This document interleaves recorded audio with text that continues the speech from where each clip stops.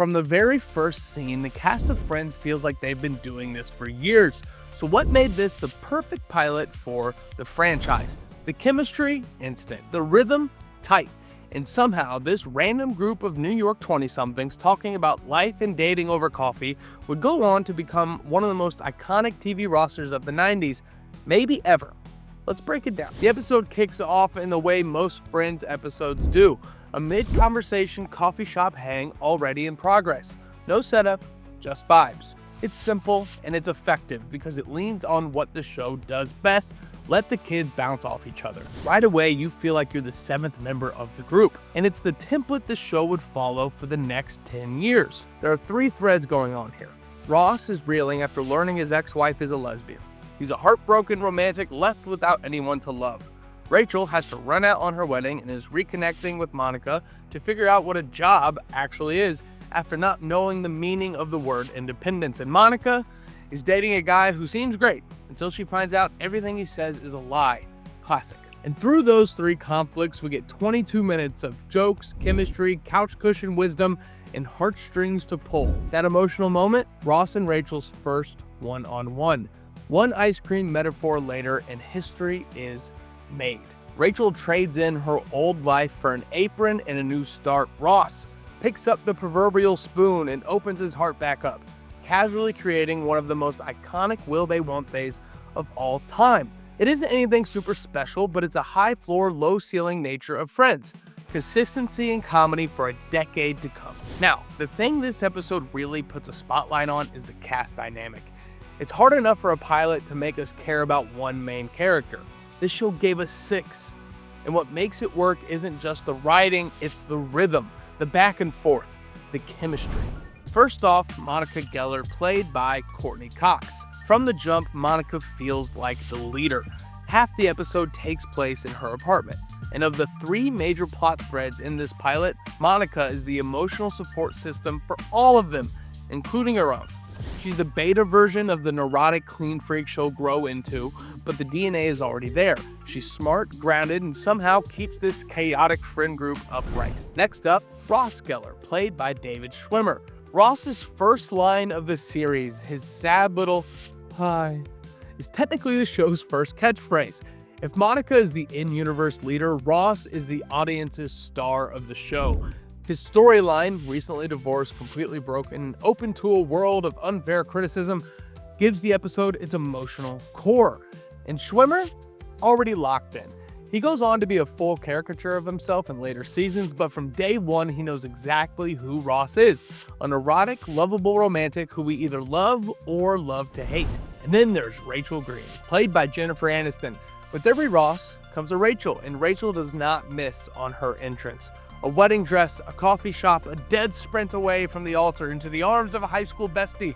It's dramatic, it's a little absurd, but it's perfect.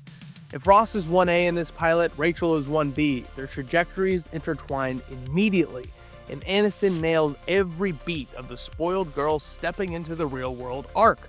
From trying to mooch off her dad, to cutting up the credit cards, to pouring her first cup of coffee, this is the start of a long, funny, heartfelt redemption story, and Aniston's first steps into becoming America's sweetheart. Next up, Chandler Bing, played by Matthew Perry. Some actors grow into a role, but Perry shows up a finished product. Chandler is the show's joke machine, and from the first sarcastic monologue, it's clear this character is going to be a laugh track on repeat. Sometimes I wish I was a lesbian. And yet, it never feels forced. So much so, his character is the least changed from pilot to finale. And as someone who personally modeled his middle school humor on Chandler Bing, I can confirm. The tightrope between charming and annoying is incredibly real, and the late great Matthew Perry walks it flawlessly, a legend from day one. Next, Joey Tribbiani, played by Matt LeBlanc. Joey's reputation across 10 seasons of Friends is the lovable flirt, the sweet dummy, the guy who means well but says the wrong thing at the worst times. How you doing? But in the pilot, it's mostly just pickup lines. They work, they land, they're funny, but the warmth we associate with Joey isn't fully there yet. That said, the Chandler and Joey combo is already cooking. The dynamic is built for sitcom gold. These two revolutionized the modern TV bromance before the word bromance was even a word. And finally, Phoebe Buffet, played by Lisa Kudrow, and then there's Phoebe, a new age weirdo, the spiritual queen, the emotional wrench, and everybody else's logical gears. She gets less screen time in the pilot, but boy does she use it. She's even awarded with the line of the episode for me. When asked to help her friends with a Monday dash, she says, "Oh, I wish I could, but I just don't want to." Hey, Phoebe, you want to help? Oh, I wish I could, but I don't want to. That's not just a punchline, guys, that's a philosophy. That's Phoebe. The chemistry these six have is unmatched and omnipresent from the very first scene. This pilot wasn't just the start of a hit, it was the start of an era. Somebody once said, Friends isn't the funniest show, it's just people saying things in a funny way. Sure, a fair critique, but the charisma carries this show past and captures multiple generations of TV audiences.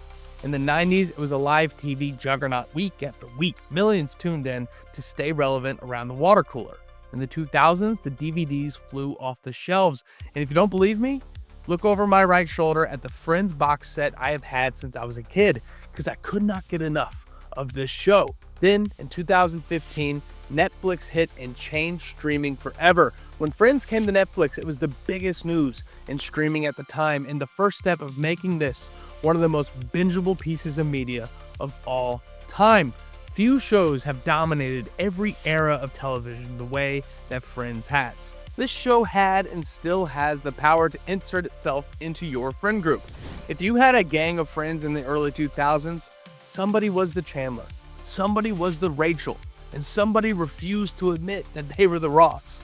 It became shorthand for personalities and friendships alike. Just like The Breakfast Club, it captured a moment and kept capturing it for every generation that follows. Timeless. The Friends pilot doesn't ask for your attention, it earns it. No one's favorite episode is episode 1, but the job of the pilot is to introduce the characters and tone in a way that makes you want more. And that this episode nails.